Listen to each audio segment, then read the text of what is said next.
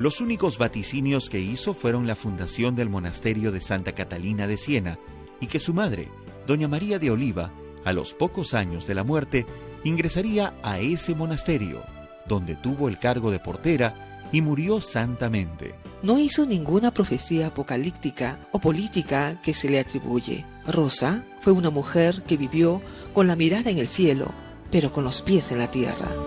Rosa de Lima, Rosa de América, Santa Rosa de Lima, primera flor de santidad de América.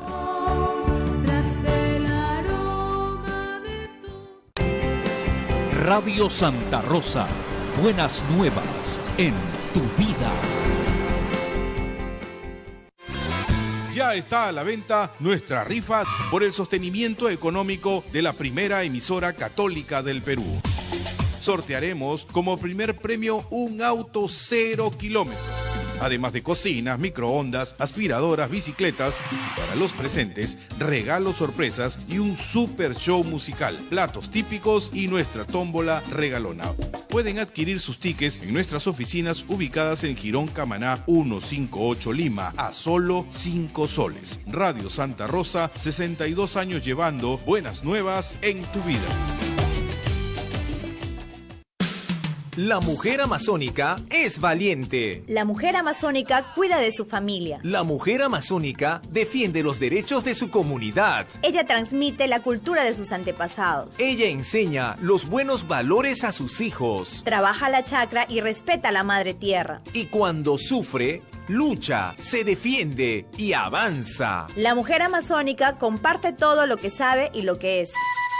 Hermanos, exigimos respeto. Nosotras cuidamos la vida y defendemos a nuestros pueblos, porque unidas somos más. ¿Te sumas? Por una iglesia con rostro amazónico. Esta fue una producción del Centro Amazónico de Antropología y Aplicación Práctica y los vicariatos de la Selva del Perú. Radio Santa Rosa, buenas nuevas en tu vida.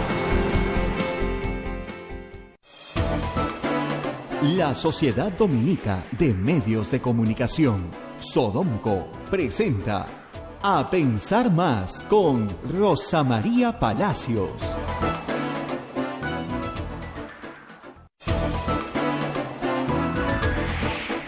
Señoras y señores, muy buenos días, bienvenidos a Pensar Más con Rosa María Palacios a través de las emisoras de la Sociedad Dominica de Medios de Comunicación.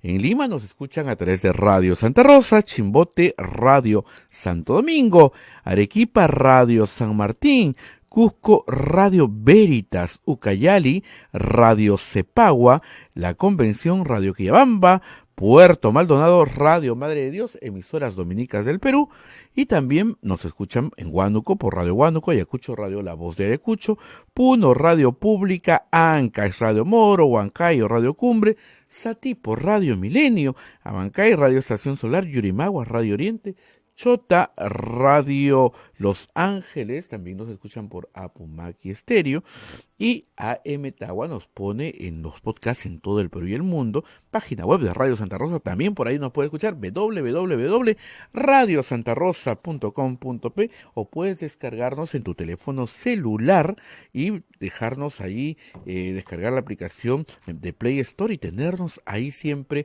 en tu teléfono para escuchar la programación de Radio Santa Rosa. Rosa María está en camino porque hay un terrible tráfico, me decía, y vamos a pedirle que nos haga un reporte del tránsito. Rosa María, ¿qué pasó? ¿Hay mucho tráfico? Muy buenos días. Después de que hablé contigo, se abrieron las aguas y ya estamos un poco más cerca, pero... Eres como Moisés, vas tocando y vas abriendo las aguas. Así es. Estamos viendo los efectos del pico y placa ya con universidades, con colegios, es decir... No fue cuando recién se inauguró que estaban los colegios de vacaciones en julio. Así es. Sino ya con Lima funcionando, digamos, regularmente. Y lo que está pasando en el eje que lleva hacia el centro de Lima es lo siguiente. La vía 3 Expresa tiene pico y placa, pero también tiene pico y placa la avenida Arequipa. Y si se nota, son dos vías pues que corren paralelas, ¿no es cierto? Entonces, Petit Tours, que siempre fue la alternativa a la vía expresa, y que una vía que fluía muy bien, porque tiene 4 carriles, hoy día está hipersaturada de carros y no se puede avanzar. Entonces tienes que regresar a la avenida Arequipa, que es una vía más lenta. Yo tengo la placa que corresponde, por cierto, pero hace que el tráfico se demore mucho más. O sea, lo que parece que ha pasado es que has bajado la velocidad en todas las avenidas en vez de subirla, ¿no? O sea, la vía expresa sigue igual de saturada, la Arequipa sigue igual de saturada y hay un pequeño trasvase que va a Petit Suárez haciéndola menos fluida. Con lo cual, en el resumen, digamos, trasladarte de Miraflores al centro, que a las 7:30, 7:20 de la mañana demoraba 30 minutos, ahora demora 40 minutos. Entonces, la verdad, no veo cómo esta medida pueda ser positiva, ni siquiera para los buses, porque se supone, según el alcalde, esto ha mejorado la velocidad de desplazamiento de los buses. En la avenida Arequipa es uno de los ejes, hay el corredor azul, se supone que debería haber mejorado, pero yo, la verdad, no veo cuál es la mejora si estamos en esta situación. Ya cuando llegas, a esta hora se pasa, la verdad, con mucha tranquilidad, a diferencia de la noche, el bypass en Garcilaso de la Vega, y ya cuando llegas a Tacna, donde ya estoy en este momento, la verdad es que sí es una avenida pues muy ancha, de 4 carriles por lado, que sí efectivamente fluye muy bien, y donde además los semáforos, si bien no hay ola verde en Lima, esos semáforos sí te permiten avanzar de uno a otro sin tener que pagar en todos. Entonces sí hay más tránsito. Pero eso de la ola verde ayudó mucho, Rosa María. Debería más bien trabajarse la ola verde, que ayudaba bastante en las principales calles. Así es, mira, la primera vez que yo lo vi en Buenos Aires en el año 84. O sea, eso es algo que se usa en otras partes del mundo hace décadas. Y en realidad lo que hace una ola verde es sincronizar los semáforos para que te obliguen a ir ni muy despacio ni muy rápido. Porque si vas muy rápido, vas a agarrar un semáforo en rojo. Y si vas muy despacito, también. Entonces, le da la velocidad que quiera al ingeniero que diseñe, ¿no es cierto?, la sincronización de los semáforos. Acá lo que te pasa en Petit Suárez, y a veces acá también en Tacna, es que todos se ponen en rojo a la vez y todos se ponen en verde a la vez. Entonces puedes pasar en, no sé, 60 segundos o 90 segundos, 3, y de ahí ya te agarra el rojo. Eso no es una ola verde, pues eso es un absurdo. Lo que tienes que hacer es que se van sincronizando de tal manera que se van cambiando de color conforme vas pasando cada uno, ¿no es cierto? Y eso aligera también el tráfico. Pero la verdad es que eso sería, me imagino, mucho más inteligente que un pico y placa. Hasta ahora, según el alcalde, tiene mejora, pero yo no veo la mejora. Yo todos los días, desde que lo pusieron, me demoro mucho más en llegar al centro. Y yo voy de Miraflores a el Jirón Camaná, donde está ubicado Radio Santa Rosa, en el convento de Santo Juanico. Esto es pues, al lado del río Rímac, ¿no? O sea, hay que cruzar la ciudad de un lado al otro. Y como les reitero, normalmente yo me he demorado 30 minutos en vacaciones escolares, universitarias, 25 minutos. Me va a sorprender a mucho, pero no es nada complicado llegar al centro por esta ruta, que era básicamente la ruta de Petit Suárez. Así es. ¿No? Pero, si Petit Suárez lo rellenan de carros y además no hay un adecuado manejo de la sonorización, sí, pues simplemente han desvestido mucho para vestir otro, pero además al que han desvestido no lo han dejado calato tampoco, y tenemos básicamente 2 santos mal vestidos. Tendremos que invitar al alcalde para explicarle, porque está haciendo sus reajustes. Ayer hablaba de algunos reajustes, algunas calles, algunos horarios. Yo creo que está en pleno estudio este proyecto de pico y placa. Claro, la gente de Gambolina se ha quejado tanto que y yo hasta luego lo monitoró por Javier Prado, pero ya suspendieron esa parte. Entonces el tránsito interdistrital sí se ha aligerado ahora, pero creo que van a tener que revisar en varios sitios, porque además llevamos más de 20.000 papeletas y la gente no las paga, que es lo más caro de todo. También hay un cumplimiento. En fin. Ya está acá. Bien, Rosa María, ha sido bastante difícil hoy día el tráfico, No, sí, había un reporte in situ y entiendo que en la zona norte de Lima, vamos a apagar el teléfono por favor, en la En la zona norte de Lima ha habido también ciertos problemas. No, era mi teléfono el que sonaba. En la zona norte de Lima ha habido mucho también tráfico, no sé exactamente por qué. Claro, porque cuando uno está reportando desde el suelo, no ves pues la situación completa de la vía, ¿no? Entonces es complicado. El Waze ayuda muchísimo, pero el Waze no te dice, a veces te dice, pero no siempre te dice qué es lo que está pasando. Así es, Rosa. Pero bueno, regresemos a la política. Hoy día viene Ernesto de la Jara. Ahí está Ernesto de la Jara. Que va a estar muy bien porque nos vamos a hablar bastante del tema judicial que se ha activado nuevamente ustedes lo tienen en portada en varios periódicos, se abre proceso penal al ex fiscal de la Nación y fiscal supremo. Y muchos Pedro de ustedes, Chavarri. Claro, muchos de ustedes dicen, pero ¿puede seguir siendo fiscal supremo mientras se le investiga? Bueno, sí, porque se le presume inocente. Vamos a hablar de eso ahora, aun cuando pudieron haberse tomado otras medidas, pero estas son las que ha adoptado el juez que está en la parte controlando, digamos, la investigación inicial. Así que se ha establecido un proceso de investigación de 90 días, muy corto, e inmediatamente el fiscal acusa y finalmente, una vez que termina de elaborar su acusación, se le juzga en la Corte Suprema, porque tiene beneficio por su grado jerárquico como fiscal de la Nación. Y la otra cosa caliente es efectivamente la situación de Pedro Pablo Kuczynski, ¿no? Ayer vino el expresidente Ollanta, hablamos ligeramente del tema, pero creo que merece una mayor consideración. La prisión preventiva, como ustedes saben, es una medida de excepción.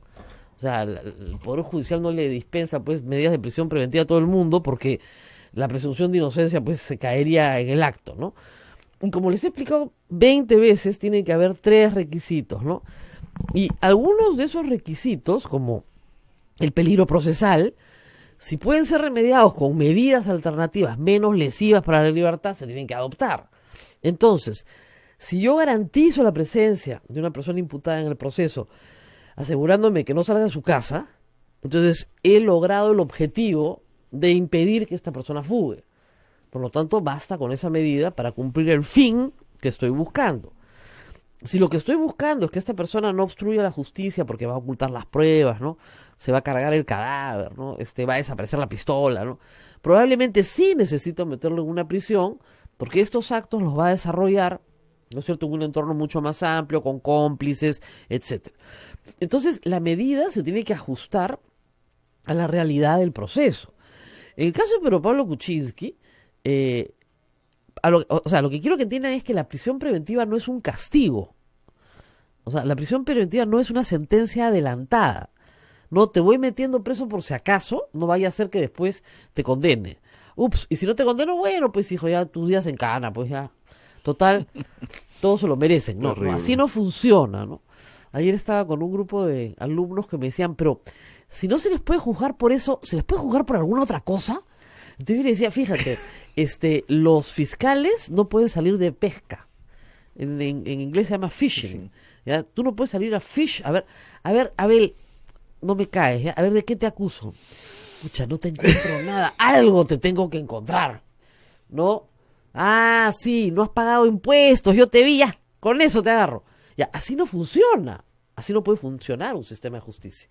Entonces, no es que, pucha, si no te agarro por esto, te agarro por lo otro. No. Pero ¿qué pasa? Sí, efectivamente los imputados cometen errores y terminan cometiéndolos y eso los lleva a una situación a veces peor de la que estaban antes de empezar el proceso. El caso de Pedro Pablo Kuczynski, que es un caso, bueno, todos los casos son especiales, todos tienen sus particularidades, pero vamos por partes y cucharadas. Pero Pablo Kuczynski está siendo investigado por delitos que probablemente han prescrito. Eso es lo que a veces la Fiscalía no quiere entender. Negociación incompatible y tráfico de influencias del 2006 al 2008, al 2019 ya prescribió. ¿Cuántos años son? A ver, negociación incompatible creo que son 2 años y tráfico de influencias 4. ¿Ya? Ni sumándolas, pues, o sea, no, y es la mitad, o sea, no, ¿ya?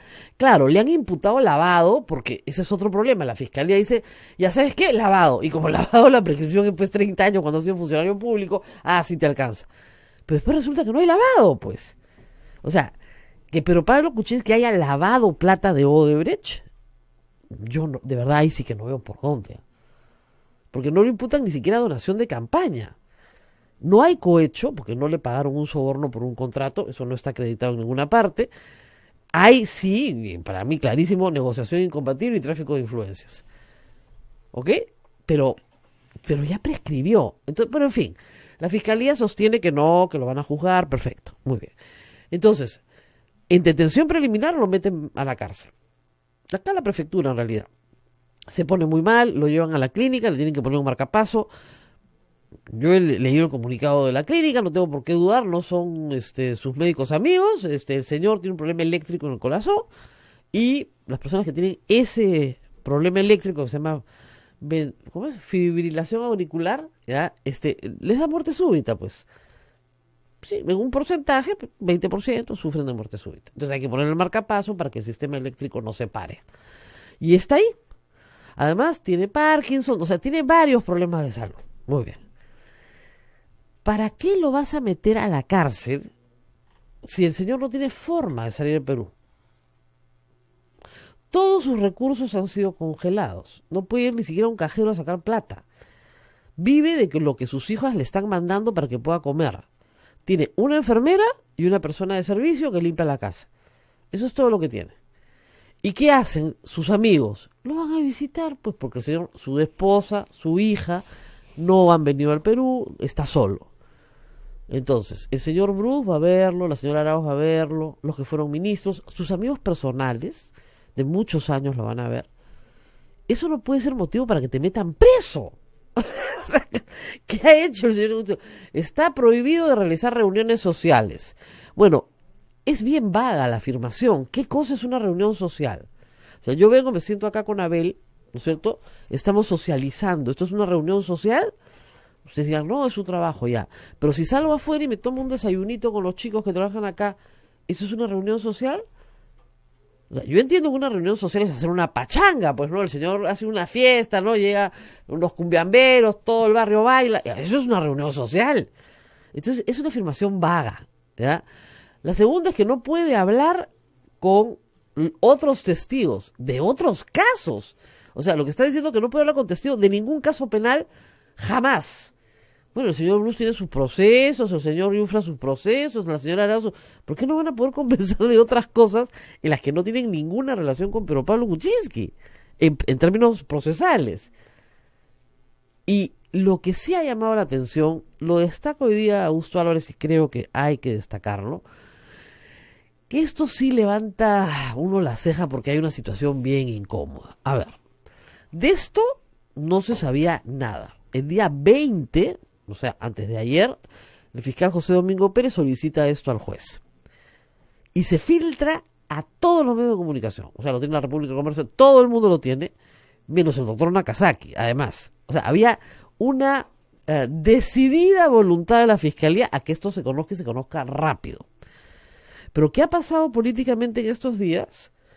La señora Arauz, la señora Choquehuanca, el señor Bruce han renunciado a su bancada. ¿Y quiénes son los que visitan al señor Pedro Pablo Kuczynski? Estas personas. No la señora Choquehuanca, pero las otras dos. Entonces, se ve feo, pues. De repente no hay un problema ético, sino estético. Se ve bien feo, ¿no es cierto? Que, como Bruno dijo ayer, hace 2 meses he ido a ver al señor Kuczynski. Y lo he hecho público. Y nadie me ha dicho nada. Y Mercedes Arauz en entrevista dice, sí, yo lo voy a visitar. El 28 de julio lo acompañé porque está solito, yo también estoy solita, entonces somos 2 solitos, nos acompañamos. Más como dijo Mercedes Arauz, yo tengo una relación con él casi de padre e hija. Pues una persona de 80 años que a mí me ha ayudado mucho, le tengo cariño.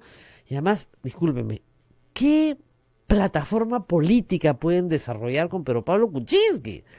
Está jubilado de facto de la política nacional, no puede participar en absolutamente nada y no va a participar. Muy bien, entonces toda esta conducta de meses, porque esto tiene meses, esto empezó en marzo, ¿no es cierto?, nunca llamó la atención a la fiscalía, y justo cuando renuncian estos personajes, ahí sí le llama la atención. Se ve muy feo porque parece que Martín Vizcarra tiene algo que ver. Y eso está muy mal. Ojalá que no sea así, y yo espero que no sea así, porque si es así, perturbas todo el trabajo del equipo especial. O sea, todo lo que han logrado. ¿Cuál es la principal acusación de Ollanta Humala? Esto es político. ¿Cuál es la acusación de Keiko Fujimori? Esto es político. Todos los Toledo, esto es político. Entonces, ¿cuál ha sido la defensa del equipo especial? No, estamos haciendo un trabajo técnico. Perfecto. Oye, ¿y si te ocurre a ti pedir prisión preventiva para este viejo, disculpen, ¿no?, que está solo en su casa y al cual lo visitan sus amigos, justo horas después de que la vicepresidenta renunció a la bancada de gobierno? O sea, no puede ser que debe ser muy doloroso para Mercedes Arauz, o sea, para Bruce darte cuenta que por tu culpa van a meter preso a tu amigo. Y además, dicho sea de paso, haciendo una comparación, toda comparación es odiosa, pero Keiko Fujimori sí está en prisión. Su padre sí está en prisión. Tienen un carnaval de congresistas adentro. Hay días en que entra la bancada completa, no completa, pero entran 10, ¿no? O sea, lo que está diciendo el fiscal Pérez es que, ¿quieres hacer política desde la cárcel? Preso. Solo preso se puede hacer política desde la cárcel. Es un disparate completo. Discúlpeme, eso es un disparate. Y los congresistas, además, hay que decirlo, tienen, desde que Alberto Fujimori fue llevado a la DIROES, ejercen una prerrogativa un poco extraña en el Perú, que es que para ellos no rige el régimen de visitas.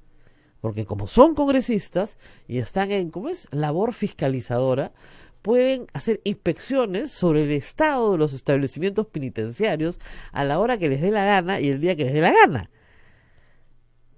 Y la norma podrá ser para ustedes muy laxa, pero así la ha venido aplicando el INPE desde que Alberto Fujimori regresó de Chile, extraditado.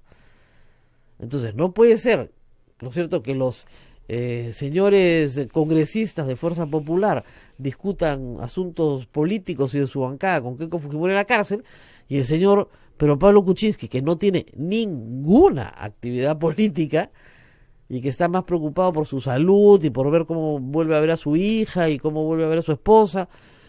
Entiendo que tiene una hija que está con algún problema médico a la cual no puede ver. Entonces, está en esos problemas. No está viendo cómo toma el poder en el Perú, ni nada que se le parezca. Y que personas de su gabinete o amigos muy, muy antiguos, de amistad de muchos años, vayan a verlo por un acto de caridad cristiana, porque además la caridad, ¿no es cierto?, nos obliga a trabajar. Ir al preso y al enfermo. Eso es, entonces al señor, margen de este lo señor que reúne hecho. 2 en 1, ¿no? Para la salvación de tu alma, Así mucho es. mejor, ¿ya? O sea, no solamente está enfermo, sino también está detenido dentro de su casa, ¿no? Rosa María, de los comentarios que leo, pese a que tú lo has explicado bastante, creo que la gente no entiende que el señor no está pagando ya culpa, porque todos ponen, ¿cómo defiendes? Te ha mentido y tiene que pagar su culpa. Pero es que no hay culpa todavía. Es que no pero sé. la gente no entiende. Bueno, era como cuando metieron presa a Keiko Fujimori y decían, bueno, pues mala hija, ¿no? Que pague. Entonces, pero no hay delito de mala hija. Ojalá hubiera, ¿no? Eso pensamos las mamás. Pero no hay delito de mala hija. Y no tiene que pagar porque no le han cobrado, si quieren ponerlo de esa manera, ¿ok? Uno no paga lo que no le cobran. No le han cobrado todavía. No hay ninguna sentencia. Esa es la parte que no se entiende. Todo el mundo cree que ya... Claro. Cuando hubo la audiencia de prisión preventiva de Keiko Fujimori, Richard Concepción Carguancho, el juez, dijo, bueno, tengo que hacer un mini juicio porque eso es lo que me ha pedido el Tribunal Constitucional. Y la gente acostumbrada a ver programas de televisión, de influencia sajona en realidad, pensó que estaba viendo un juicio. Entonces lo primero que yo les decía todas las mañanas, ¿te acuerdas? Bueno, lo primero que tienen que saber es que no han visto un juicio. Eso no es un juicio. Es una audiencia de prisión preventiva para un acto singular que ha pedido el fiscal, que podría no pedir ninguna prisión preventiva, ninguna medida cautelar. Podría seguir con la investigación, finalmente acusar, ir a proceso, y ahí sí veríamos un juicio. Entonces la gente no puede pagar cuando no le han cobrado. La razón de la prisión preventiva es garantizar que no sea perturbada la investigación. O sea, imagínense ustedes, yo tengo un delincuente, ¿no es cierto?, imputado, no lo sé, o sea, estoy investigándolo, que presumimos es el asesino, ¿ya? Pero no encontramos el arma asesina y no encontramos el cuerpo del delito. Él sabe dónde está, ¿ok? Si yo lo dejo libre, ¿no es cierto?, y yo estoy investigando, estoy a punto de encontrar el cadáver, lo más probable es que este señor libre, ¿no?, desentierre el cadáver y lo cambie de sitio. Entonces no lo puedo dejar libre hasta que yo no encuentre el cadáver, o hasta que el otro testigo no vaya conmigo y me diga, acá está, listo, ya estamos. Entonces lo tengo que meter en la cárcel. O porque este mismo asesino tiene amenazados a todos los testigos y si está libre los va a matar. Entonces lo tengo que meter a prisión. O sea, esto no funciona como un castigo, funciona como una defensa del proceso. Pero para que eso suceda, los 3 requisitos, ¿no?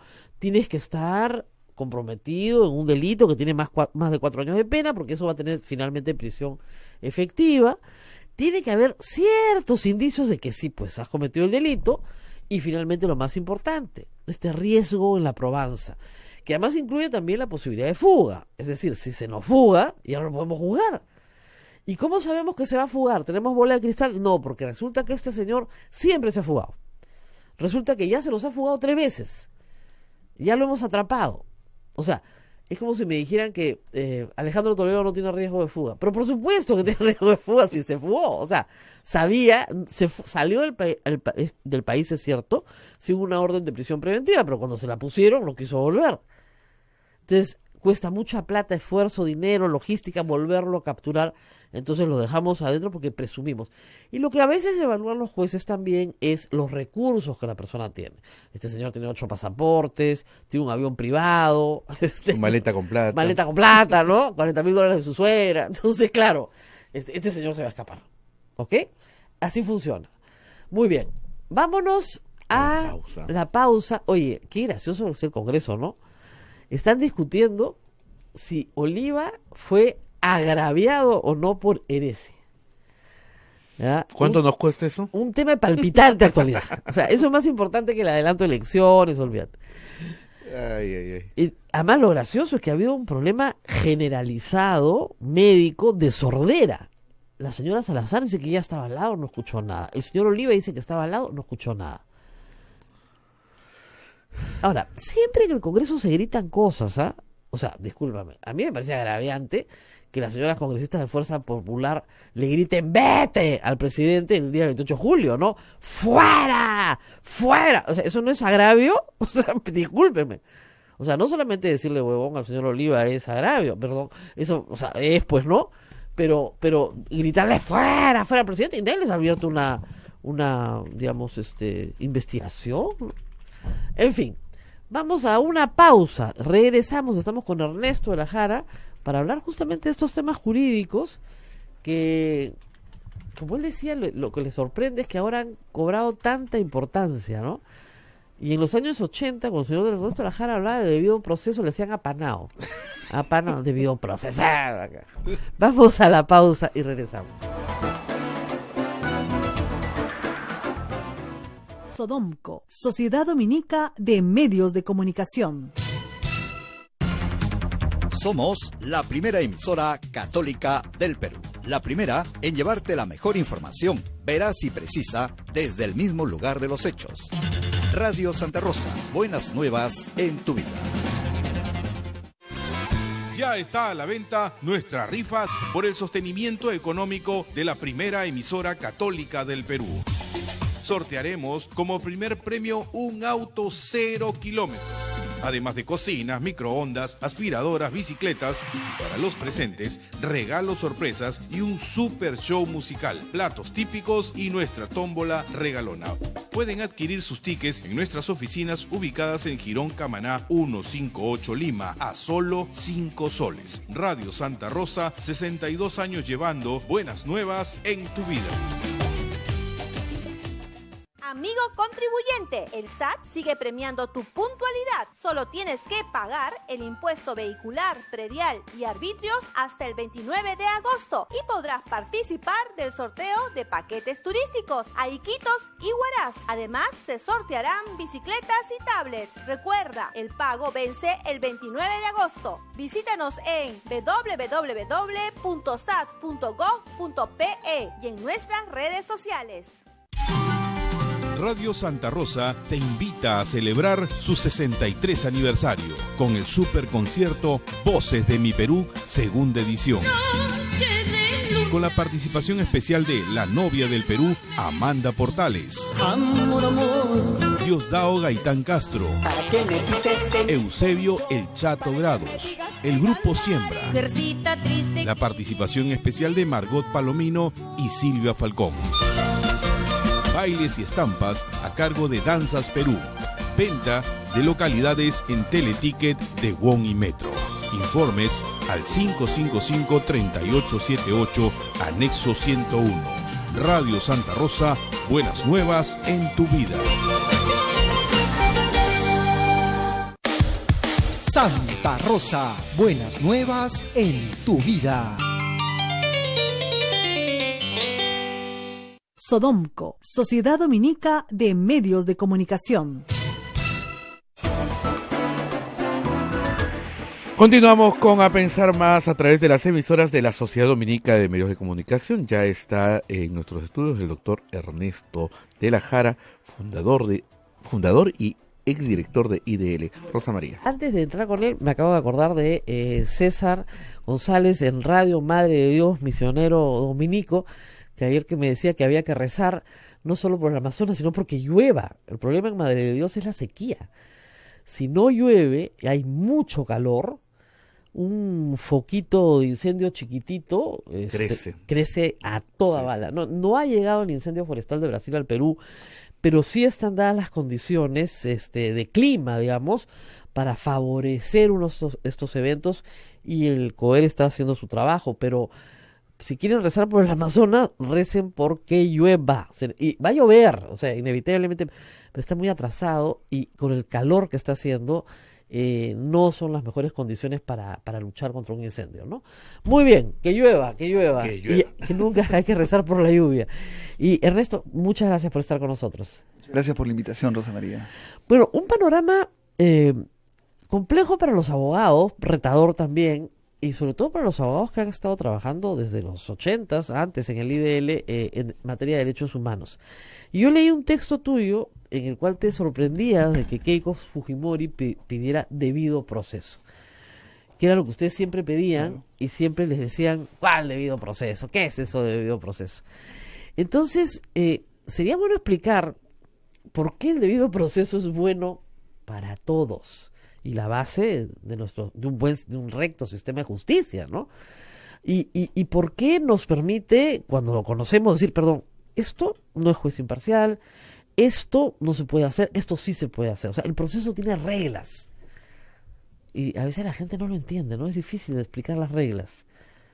Totalmente. ¿Cuál ha sido tu experiencia en esto? Bueno, como dices tú, digamos, en una época hablar de debido proceso era como una especie de sinónimo de terrorismo, ¿no? Sí, o claro. sea, si tú decías pero creo que se ha avanzado bastante, pese a que también ahora se utiliza a veces el exigir debido proceso para exigir un poco de impunidad también. Hay que tener cuidado, ¿no es cierto? Que no se distorsione. Yo creo que además lo que hay que decirle a la gente es que el delito debe ser sancionado de todas maneras, así sea terrorismo, violaciones de derechos humanos, violencia contra la mujer, siempre debe ser sancionado. Si bien no va a solucionar todo, el hecho de que no se sancione un delito, es decir, que hay una impunidad, es un mal mensaje, es una luz verde para el delito. Pero para ser sancionado, uno debe demostrar que la persona es culpable, es responsable penalmente. Claro. ¿Cierto? Y para eso el derecho ha ido creando una serie de reglas durante siglos, ¿no es cierto? Para que no impere pues la ley de la selva, ¿no es cierto? Entonces, Garantías del debido proceso son, por ejemplo, tú tienes el derecho a la defensa. No solamente que te defienda un abogado, sino a conocer por qué te están acusando. Que tengas un plazo para preparar tu estrategia. En segundo lugar, que tengas un juez imparcial, que puedas presentar las pruebas del caso, que te demuestren que tú eres... Claro, hay un conjunto que el proceso sea público, que no te ¿cierto? juzguen por algo que no era delito. Claro. Digamos, ayer estaban unos alumnos y decían, eso que no te pueden juzgar porque no está en la ley es nuevo, ¿no? Entonces yo los miraba, no eran abogados, ¿no? Y decían, mira, los romanos lo inventaron. Claro. Viene de derecho romano. En realidad, los principios del debido proceso tienen un ancla en 2000 años de historia. Claro. Justamente en la evolución del derecho y en la forma en la cual tú tratas de que el proceso se acerque a la justicia. Dios se acerque y tratas, porque no necesariamente siempre va a ser justo, ¿no? A veces, y eso es difícil de entender para el público, lo legal no es necesariamente justo, ¿no? Debería serlo, pero no necesariamente lo es. Claro. Ahora, además, las cosas pues se van complicando porque la vida se va complicando, ¿no es cierto? Entonces, sobre todo en épocas como las actuales de nuestro tiempo. Entonces, una cosa que ha venido a alterar todo ha sido esto del famoso crimen organizado, ¿no? Exactamente. Que ojo que la palabra siempre confunde porque uno habla de crimen organizado, entonces asocia inmediatamente crimen, que hay asesinatos, sicarios. Claro, mafias con muertos. Y... Pero puede no haber, ¿no? Pueden haber, es simplemente que lo que diferencia es que no estás investigando hechos aislados, sino hechos conexos cometidos por una organización. Y lo que ha hecho el crimen organizado moderno es que sean organizaciones que son como círculos, pero que en algunos momentos coinciden en su objetivo, ¿no? Entonces, cuando explicas Lavallato, tú tienes un círculo de cambistas en Brasil. En Brasil las divisas están controladas, a diferencia del Perú, no hay mercado libre de cambios. Entonces, estos cambistas desarrollan una acción delictiva entre ellos, pero a su vez resulta que estos doleiros que tienen en sí mismos una investigación por sus actividades son servidores de otra organización que coimea en obra pública. Claro.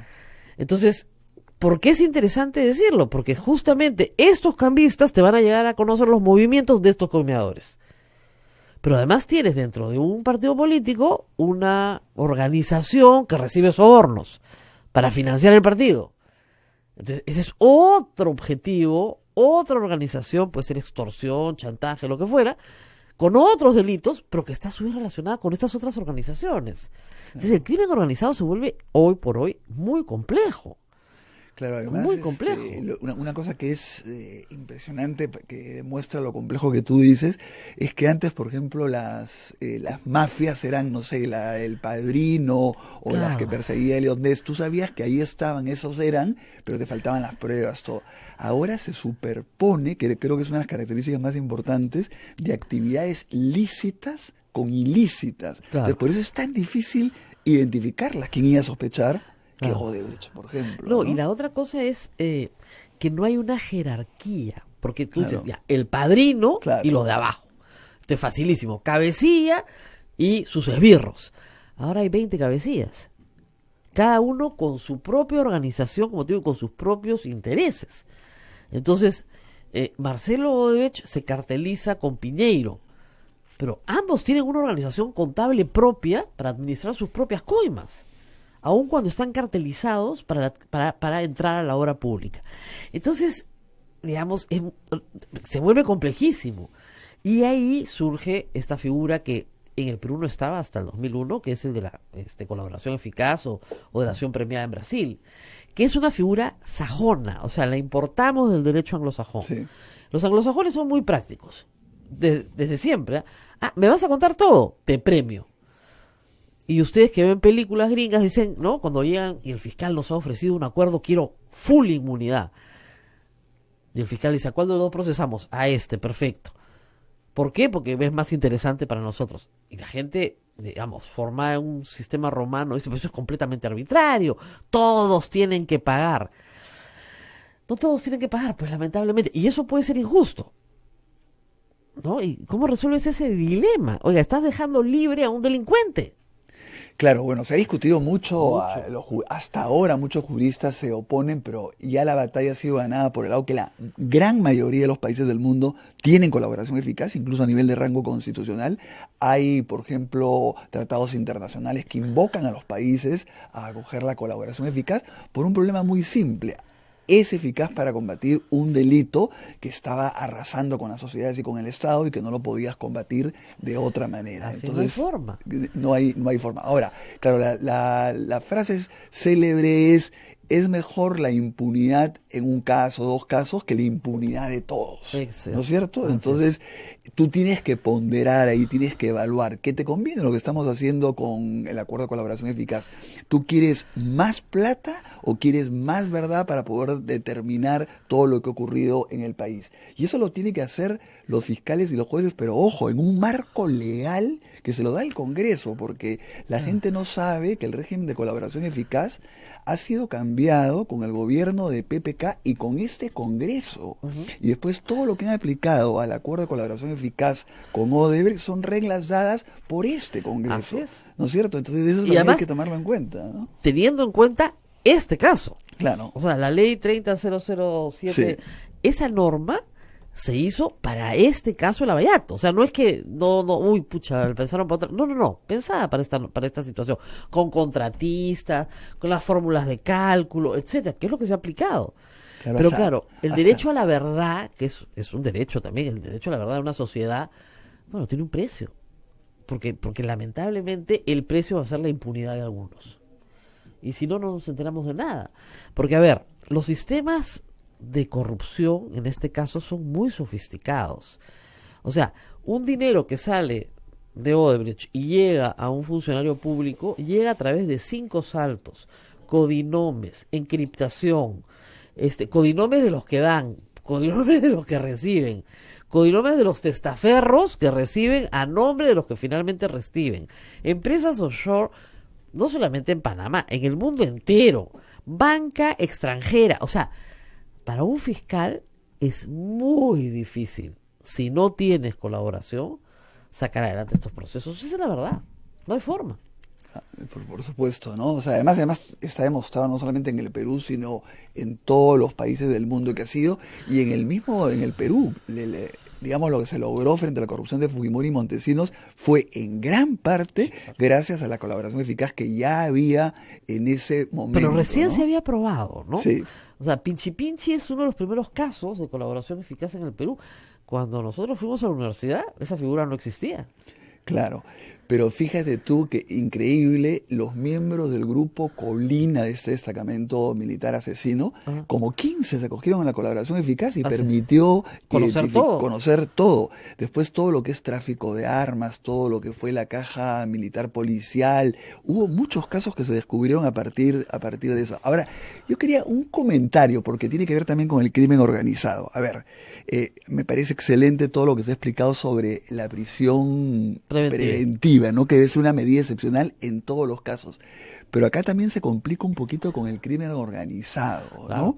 ¿Por qué? Porque las posibilidades de fuga y sobre todo las posibilidades de obstaculización del delito se vuelven más complejas, ¿no? Claro. O sea, por ejemplo, a ver, Hay más recursos, claro, mucho más recursos. una banda de robo de celulares que es gravísimo también, Claro. por el lado que los robos de celulares eso es lo que mantiene al país en una inseguridad terrible. Además ya no es un robo aislado, son bandas y todo, pero digamos su nivel de obstaculización es diferente que el que puede tener, por ejemplo, un expresidente, un empresario, un candidato a la presidencia. Claro. Lo que evalúa ¿no? el juez son los recursos. Es decir, Claro. este señor tiene amigos, tiene dinero, le deben favores, como digo, tiene acceso a un avión, ya olvídate, no hay forma. Claro. Se va a fugar.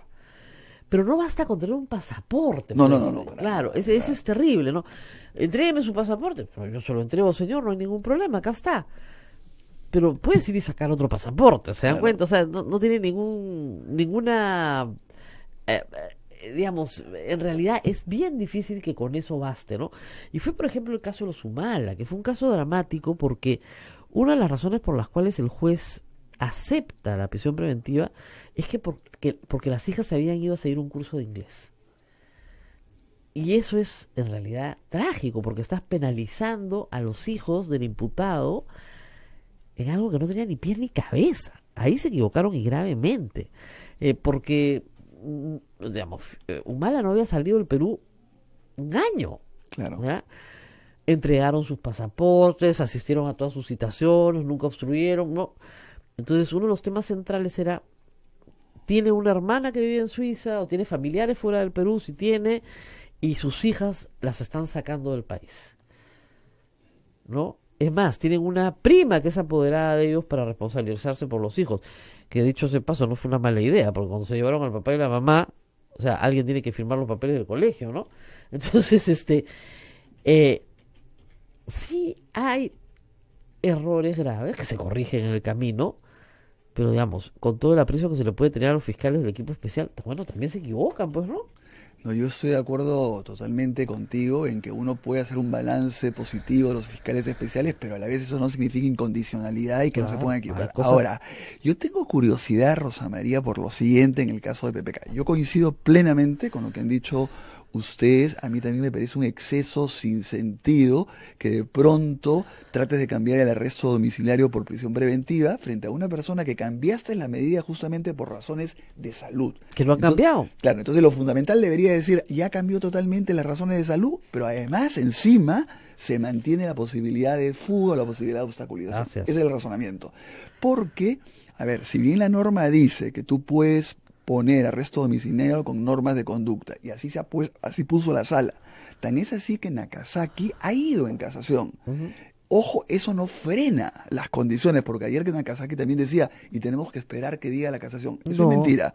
O sea, ya rigen las condiciones, las reglas de conducta. La regla de conducta, ¿no es cierto? Ahora, pero aún así, por ejemplo, la Comisión Interamericana dice, si se incumplen las reglas de conducta, uno tiene que ver si ese incumplimiento de reglas de conducta justifica cambiar la medida a prisión preventiva. Porque de repente pues es inocua el cambio, claro, el incumplimiento, ¿no es cierto? Claro. Entonces tiene que haber racionalidad, proporcionalidad, tiene que ver. Entonces acá parecería que no lo hay, no la hay, ¿no? Entonces estoy de acuerdo. Ahora, yo lo que quiero ver es la sustentación de los fiscales, porque yo digo también, ¿para qué hacer eso? ¿Por qué lo digo? Porque a veces también cuando yo, por el tipo de trabajo que hago, de ver todas las resoluciones, las audiencias, te encuentras un poquito con sorpresas, ¿no? Que quisiera ver. Por ejemplo, en el caso, cuando se pidió la prisión preventiva de Pedro Pablo Kuczynski, a quien también conozco, qué pena que haya cometido estas irregularidades, quisiera que,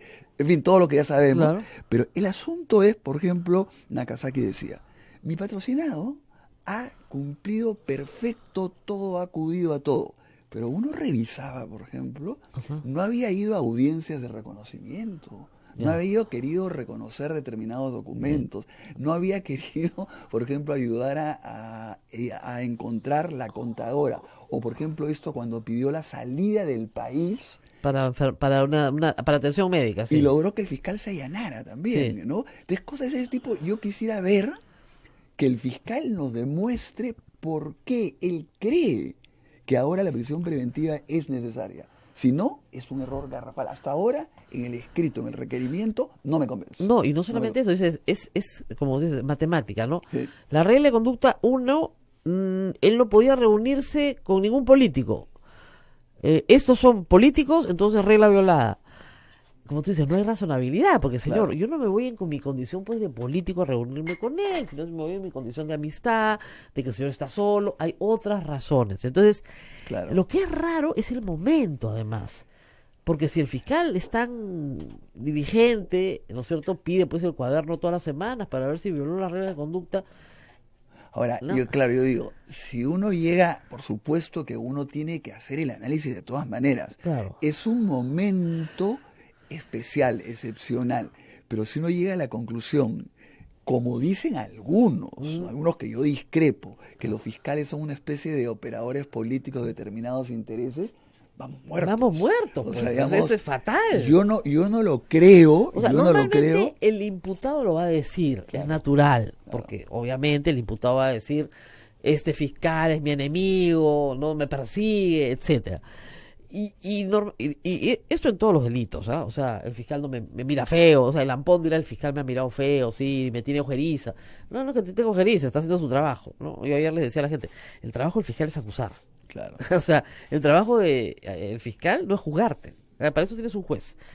Claro, el problema es cuando los jueces y los fiscales trabajan juntos, pues, ¿no? Ese es el problema. Cuando el juez quiere meter los goles y no ser árbitro. No, pues, eres árbitro, mete los goles. Lo de Moro, Dios. Claro, lo de Moro es escandaloso. Terrible, ¿no? Es terrible porque, digamos, para cualquier abogado en el mundo, el juicio es nulo, pues. No sé cómo no lo han logrado todavía.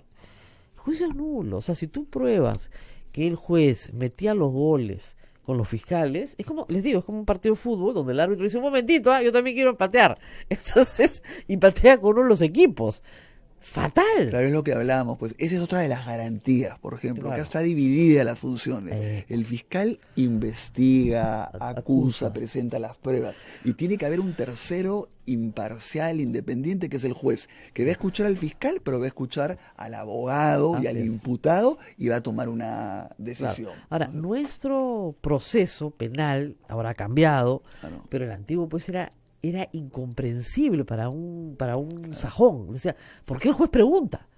¿Por qué el juez es el que hace es inquisitivo, comienza a preguntar en el proceso, ¿no? En la audiencia oral son los jueces los que conducen, ¿no es cierto?, todo el debate, y además no solamente conducen el debate, sino que meten su cuchara. Les parece increíble. En el sistema sajón es solo el fiscal. El fiscal presenta, el fiscal acusa. Lo que el fiscal no hace, nosotros estamos variando hacia ese sistema, ¿no? Pero no del todo. Entonces, tenemos a fiscales que deberían tener protagonismo, pero recién lo están teniendo. Un caso muy curioso es que el protagonismo mediático en el caso Fujimori y Montesinos fue los procuradores. No de los fiscales ni los jueces, de los procuradores. Qué raro, ¿no? Y yo me acuerdo que le decía a la gente, es que, por ejemplo, José Ugaz me va a meter preso, ¿no? Claro. Él no es ni el juez ni el fiscal. Y incluso imputados no entendían. Es el abogado del Estado, no es juez ni fiscal, es una parte más en el proceso. Ahora, ese es un tema bien interesante, el efecto que puede producir la fama, ¿no? Porque hay que tomarlo en cuenta. Por ejemplo, tú también eres profesora de la Universidad Católica, como yo, entonces justo estamos comenzando clases, entonces hay una clase de 65 alumnos de Estudios Generales de Letras, entonces yo le pongo la foto del presidente de la Corte Suprema, que es presidente del Poder Judicial, y pregunto, a ver, ¿quiénes saben?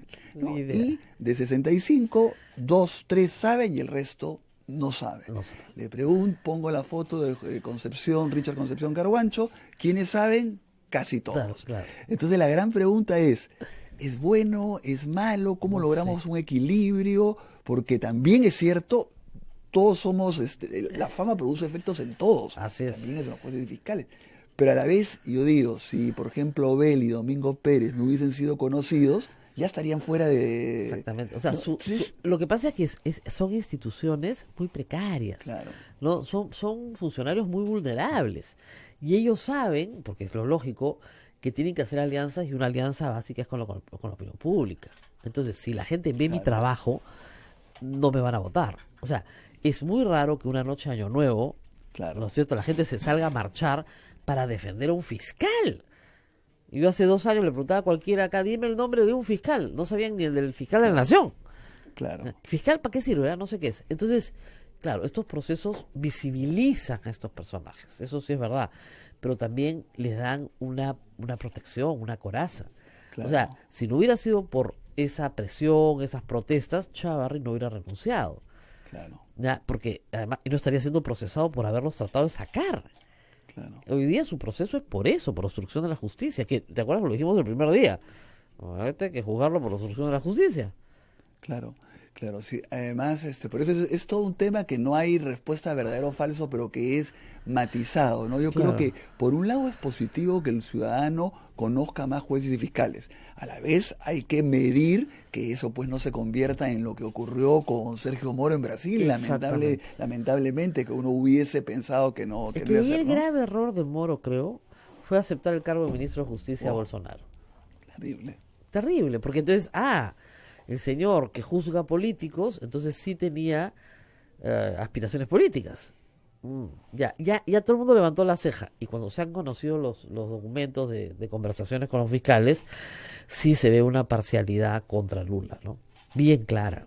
Y además, ahora sale que se presiona a los testigos, que Piñeiro fue presionado para decir lo que dijo. O sea, ya se perturba pues todo el proceso. Y yo te digo, yo no sé cómo no han conseguido la nulidad. Sí, pues. Porque eso es nulo por donde se le mire. O sea, porque tiene varios procesos todavía. Claro. Ahora, claro, una cosa que complica muchísimo ahora, y que siempre te escucho decirlo a ti, es que hay una combinación de política con penal. ¿Te das cuenta? Por ejemplo, el adelanto de elecciones, no solamente en otras ocasiones tú podrías decir, bueno, no quieren perder la quincena, quieren quedarse de congresistas, pero ahora también están pensando desde el punto de vista penal todas las acusaciones que hay, cómo van a hacer con el tema de la inmunidad. Entonces todo se mezcla, claro, ¿no? Vamos a hacer una pausa y regresamos para hablar de ese tema que es bien interesante, inmunidad parlamentaria, y cómo juega para un adelanto de elecciones. Y yo lo he dicho claramente, si Keiko Fujimori tuviera dos dedos de frente, estaría adelantando las elecciones para hoy, porque si ella entra al Congreso, tiene inmunidad 5 años. Ese es el gran tema. Vamos a una pausa y volvemos. Sodomco, Sociedad Dominica de Medios de Comunicación. Somos la primera emisora católica del Perú. La primera en llevarte la mejor información, veraz y precisa, desde el mismo lugar de los hechos. Radio Santa Rosa, buenas nuevas en tu vida. Ya está a la venta nuestra rifa por el sostenimiento económico de la primera emisora católica del Perú. Sortearemos como primer premio un auto 0 kilómetros. Además de cocinas, microondas, aspiradoras, bicicletas. Para los presentes, regalos sorpresas y un super show musical, platos típicos y nuestra tómbola regalona. Pueden adquirir sus tickets en nuestras oficinas ubicadas en Girón Camaná 158 Lima a solo 5 soles. Radio Santa Rosa, 62 años llevando buenas nuevas en tu vida.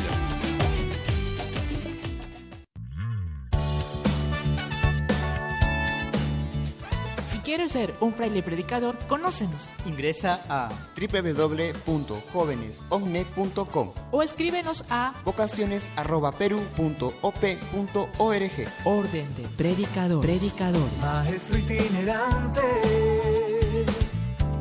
tú vas feliz a predicar. Amigo caminante, tu voz anuncia la verdad. Radio Santa Rosa, buenas nuevas en tu vida. Sodomco, Sociedad Dominica de Medios de Comunicación. Continuamos con A Pensar Más a través de las emisoras de la Sociedad Dominica de Medios de Comunicación. En Lima nos escuchan por Radio Santa Rosa, Chimbote, Radio Santo Domingo, Arequipa, Radio San Martín, Cusco, Radio Veritas, Ucayali y Radio Cepagua, La Convención, Radio Quillabamba, Puerto Maldonado, Radio Madre de Dios, en Huánuco por Radio Huánuco, Ayacucho, Radio La Voz de Ayacucho, Puno, Radio Pública, Ancash, Radio Moro, Huancayo, Radio Cumbres, Atipo, Radio Milenio, Abancay, Radio Estación Solar, Yurimagua, Radio Oriente, Chota, Radio Los Ángeles, Apumaqui Estéreo, Ametagua, nos ponen podcast en todo el Perú, y la página web www.radiosantarosa.com.p. Rosa María. Acá bloqueando gente, ¿eh? Qué bárbaro, Dios mío. Sí. No, es que no, pese a que lo has explicado detalladamente y el doctor también, no se entiende. Se cree que se defiende a PPK además porque te digo ya una cosa, pasa jugado. un poco como en el Congreso, ¿ya? O sea, yo estoy segura que para el señor Gilbert Violeta, para la señora Salazar, que dicen que no han escuchado ningún insulto, debe ser que en su casa, donde ellos paran, huevón, los insultos, pues. Claro, pues. Entonces, yo no escucho ningún, porque igual, la gente que escribe en Twitter te dice cosas y después dice, señora, yo no le he insultado. Y te dicen, no te hagas la loca, piensa con la cabeza. Te bloqueado, pues, inmediatamente, no te hagas la loca, imagínate tú, bloqueado en el acto, ¿no? Ay, pero señora, yo no le he insultado, no conozco a este señor, ¿cómo puede ser que me escribe en esos términos? ¿Ya? Entonces, bloqueado. Eso pasa, ¿no? Hay un problema cultural. Yo le digo a los chicos, sí, es un problema cultural. Hay cosas que para ustedes no son grosería y para mí es una grosería pues sin nombre, ¿ya? Que yo no me atrevería a hablar en esos términos, ¿no? Es como el otro día el señor Orachea le dice, no tenga miedo a gobernar. Eso es una grosería, es decirlo, cobarde, ¿ya? Entonces, no, pues no le ha dicho nada. Ay, tenemos un problema cultural desastroso, ¿ah? No se entiende, ¿no? No se entiende. Imagínate, no te das la loca, me pone no te das la loca aquí, ¡fao! Bloqueado. ¿Ya? Bueno, regresemos a nuestro tema de la inmunidad y claro, cómo se mezcla la política con lo penal. Ahora, hay que decir una cosa, se ha dicho acá, lo dijo ayer Ollantumala y es verdad. El APRA tiene buena parte de la culpa de la judicialización de la política. O sea, ¿cuál era la estrategia aprista con sus enemigos políticos? Mandarlos al Poder Judicial, que ellos en buena parte controlaban en ciertos circuitos, ¿no? Entonces, quiero fregarte, comisión investigadora. Pero quiero reventarte más, entonces fiscalía. Pero quiero reventarte mucho más, juicio oral. Normalmente tú matabas el tema en fiscalía, ¿no? Pero en general ese ha sido, digamos, una estratagema, si se quiere, de mezclar la política con lo jurídico y ha terminado con muy mal. Por otro lado, también es cierto que a veces casos que son netamente judiciales, que tienen que seguirse, se mezclan con la política porque se está juzgando a líderes políticos. O sea, no hay nada que hacer. Puede ser un caso, no sé, de narcotráfico, pero con un político. O un caso de extorsión y hay un político en el medio. Un caso de cohecho, que es lo más común. Coimas a funcionarios. Y esos funcionarios resultan ser políticos. Entonces, complicado. Pero el tema de la inmunidad se ha mostrado, y no solamente en el Perú, en Argentina es un tema bien serio. El tema de la inmunidad se ha mostrado como uno de los temas más urticantes para la gente, ¿no? Esta idea de que hay unos protegidos. ¿Por qué no nos volamos la inmunidad, el antejuicio? Nos volamos todos.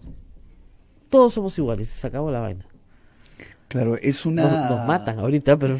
Claro, es una posibilidad, pero a la vez también es cierto, justamente por lo que estás diciendo, que si no tiene ningún tipo de protección, se va a manipular mucho también las acusaciones fiscales, judiciales, de cualquier tipo. Entonces neutralizas mucho la posibilidad, ¿no? Ahora, pero sí. La inmunidad parte de un principio, de un reconocimiento de que la justicia no es imparcial. O sea, que puedes utilizar la justicia para perseguir políticamente. En el fondo es eso. Mira, tenemos que inventar la impunidad porque si no te vamos a perseguir, para que no te persigan. Si tú tuvieras un sistema de justicia impecable, no necesitarías inmunidad porque jamás un juez se va a prestar a perseguir políticamente, arbitrariamente a una persona. Entonces, en el fondo es el reconocimiento de que el sistema no funciona. Yo sé que tiene 1000 años, pero hace 1000 años pues no funcionaba tampoco, ¿no? Entonces, la inmunidad es eso, el sistema, el reconocimiento de que el sistema no funciona. Bueno, efectivamente, y por eso es que en la medida que funcionan mejor los sistemas de justicia en otros países, la inmunidad es mucho más acotada, muchísimo más acotada y casi inexistente, solamente de una manera absolutamente excepcional, ¿no?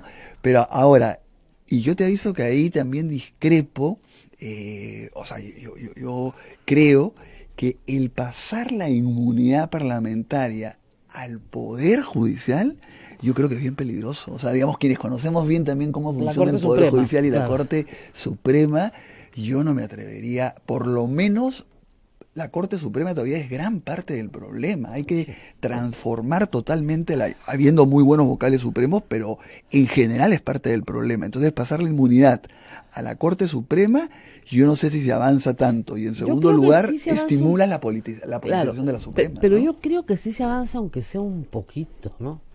Porque peor, o sea, realmente Otorongo no come Otorongo, ese es el problema central. Si el 90% de las solicitudes te las rechazan, bueno, algo está pasando, algo muy malo está pasando. Entonces, pero tendrías que ver normas que sean más automáticas, inmediatas, con hipótesis de aplicación. Por eso, ¿no? entonces lo que estamos diciendo es, al final de cuentas, es, por ejemplo, la inmunidad de arresto con sentencia judicial no debería existir. Claro. O sea, el señor Donaire debió estar preso desde el primer día. O sea, es ridículo que exista inmunidad de arresto con sentencia. Claro. No es que podrá apelar, pero dentro de su prisión puede apelar. Claro, o sea, a todos los ciudadanos tú le aplicas la prisión apenas tienes la primera sentencia, porque en el caso de él vas a esperar una consentida, o si es un delito anterior, o si es un delito común, o si es... Por eso digo, por ahí yo creo que debería... Pero ya eliminando la inmunidad, o sea, en el camino. Colombia la eliminó, Sí. Y Colombia la eliminó por el tema del narcotráfico. Claro. Se les estaba infiltrando todo el narcotráfico a la política, dijeron, se acaba la inmunidad, con lo cual se les puede procesar. Y veamos un caso que yo creo que sí es interesante. Los alcaldes y gobernadores son elegidos por voto popular y no tienen inmunidad. Y por esa razón, uno ve que son procesados muchísimo más rápido, y hay cualquier cantidad de sanciones en este momento impuestas a gobernadores y alcaldes, muchos fugados, por supuesto, pero están ahí. Entonces, si una persona elegida por voto popular, a veces con mucho más votos que un congresista, no tiene inmunidad, ¿por qué un congresista va a tener inmunidad?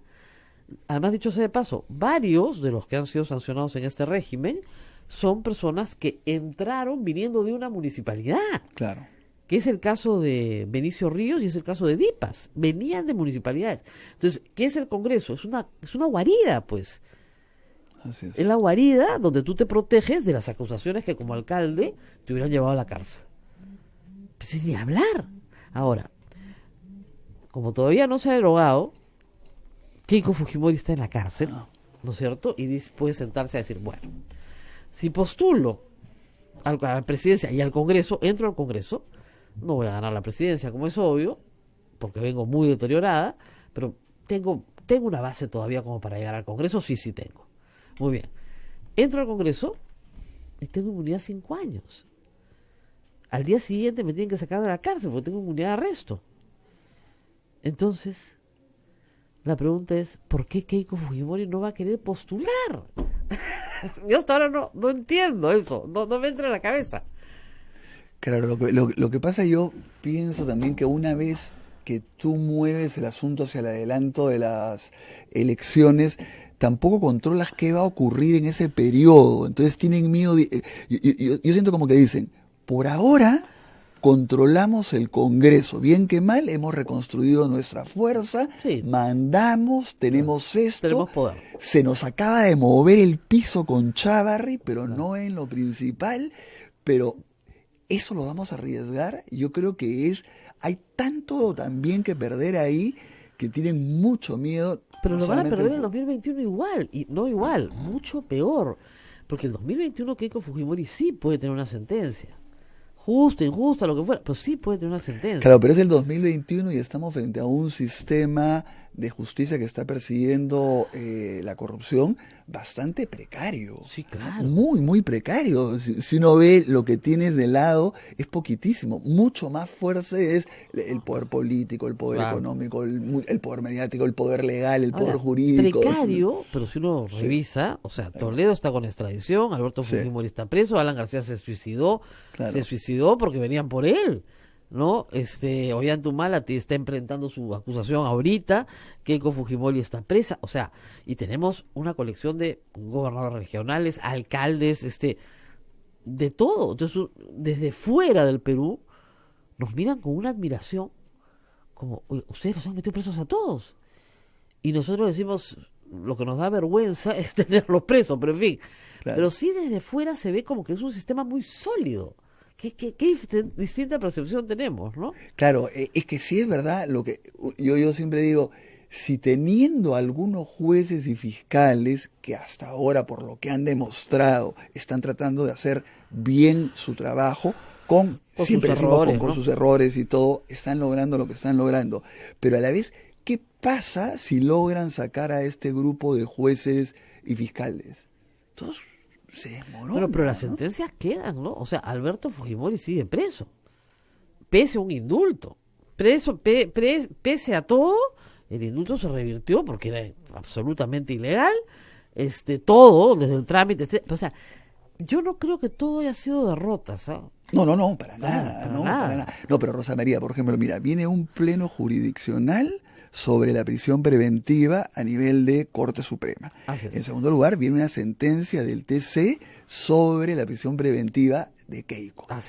Los dos coincidimos que debe ser una medida excepcional, todo, pero a la vez tú tienes que tener las posibilidades de aplicar la prisión preventiva cuando corresponda. Y el problema de Keiko Fujimori, como siempre he dicho yo, a diferencia de Humala, es haber tenido una organización. porque Humala tiene un perro que le ladre, pues pobrecito, como le dije ayer, nadie va a obstruir la justicia por él. En cambio, Keiko tenía una organización, entonces tenía estos que viajaban a Tarapoto, combinaban a los del pitufeo no podían hablar, firma acá, no reconozcas. Entonces, los testigos de Tarapoto han dicho que han sido amedrentados, lo cual es verdad. Y basta el amedrentamiento de testigos para que haya obstrucción de la justicia. Con lo cual, Keiko Fujimori se queda adentro. No por el tema de fondo. Y probablemente sea procesada por un delito que comete para tapar el delito que no cometió.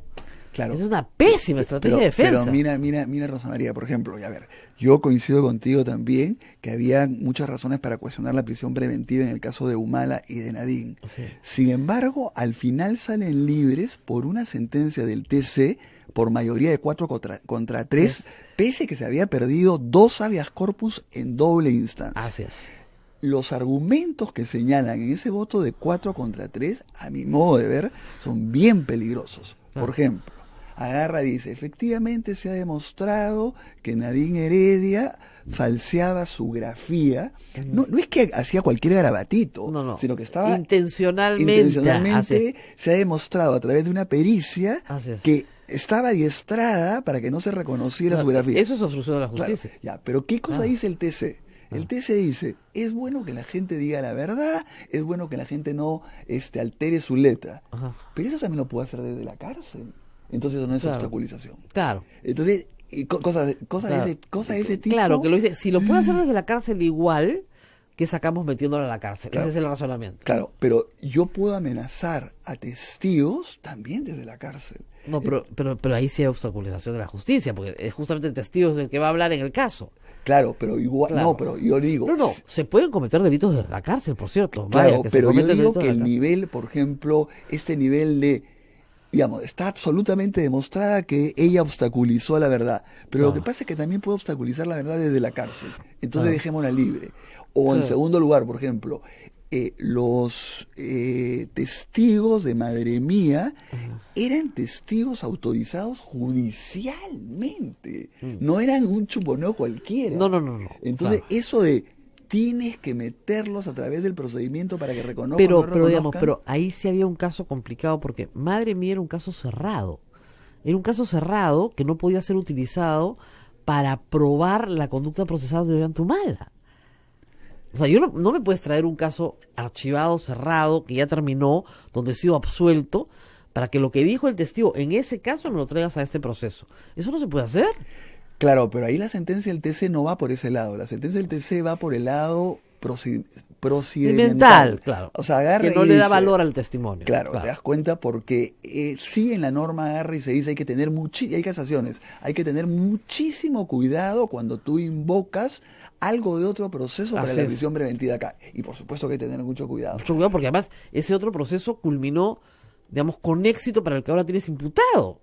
Claro. Entonces, ¿cómo lo vas a mencionar? O sea, yo creo que el gran desafío para el Poder Judicial y el Ministerio Público es hacer como una especie de equilibrio entre que sea una medida realmente excepcional, porque no te pueden meter a la cárcel si no tienes una condena, pero a la vez, si tú ves que puedes obstaculizar de acuerdo a quién eres, porque yo te digo, tienes que ver el caso, tienes que también tener la posibilidad de algunas medidas pero fíjese, por ejemplo, en el tema de Inostroza en España, España lo tiene 6 meses preso, pero lo suelta.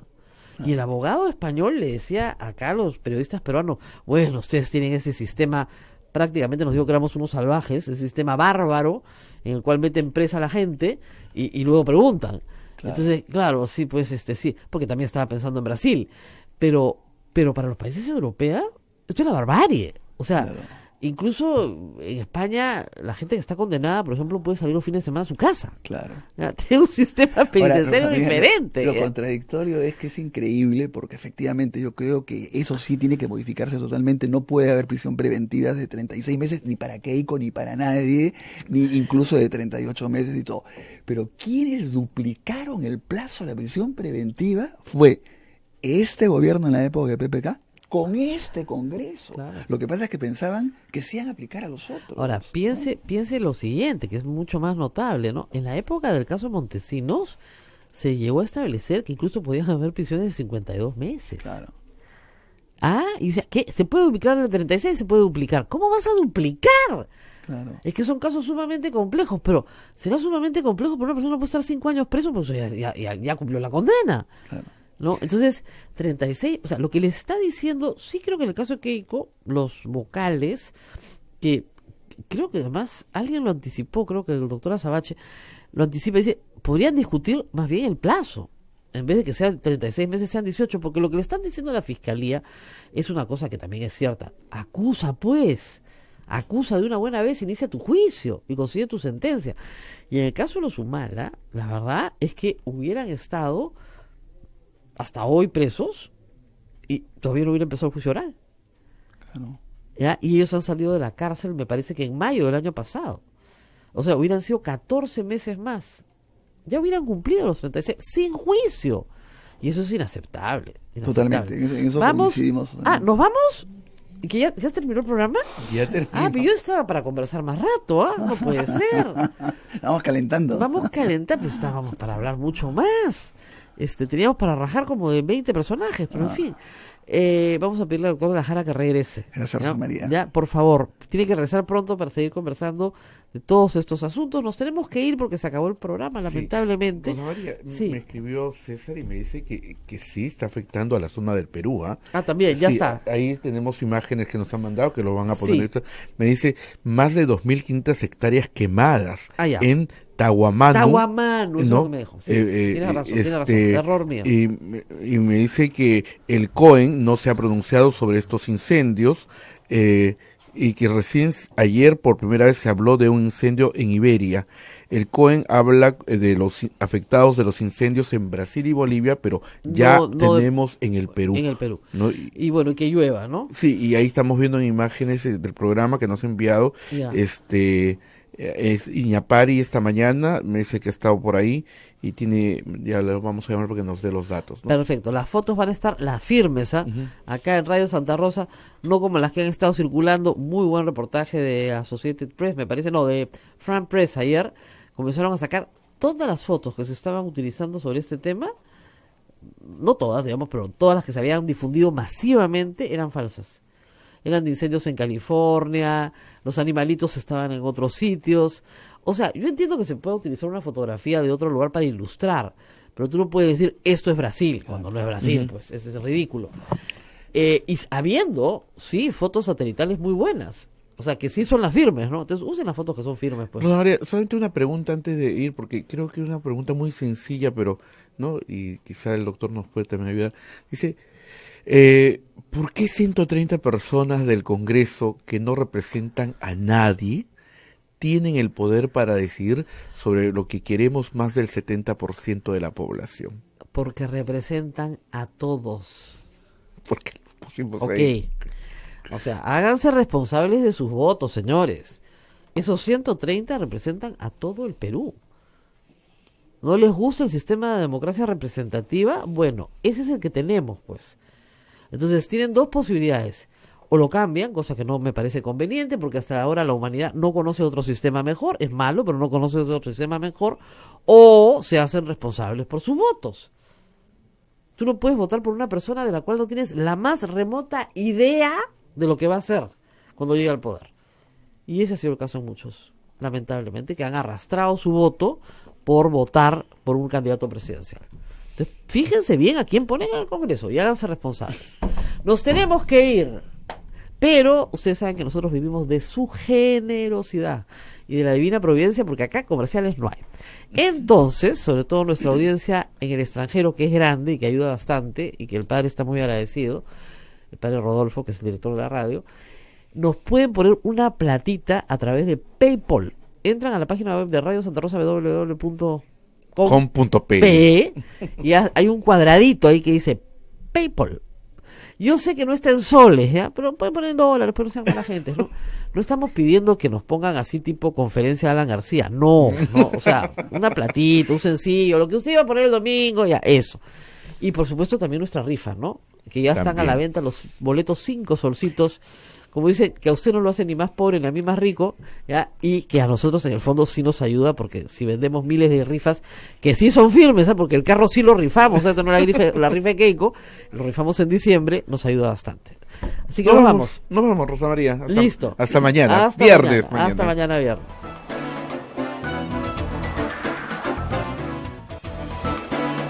Hasta aquí, A Pensar Más con Rosa María Palacios. Este programa fue producido por la Sociedad Dominica de Medios de Comunicación, Sodomco.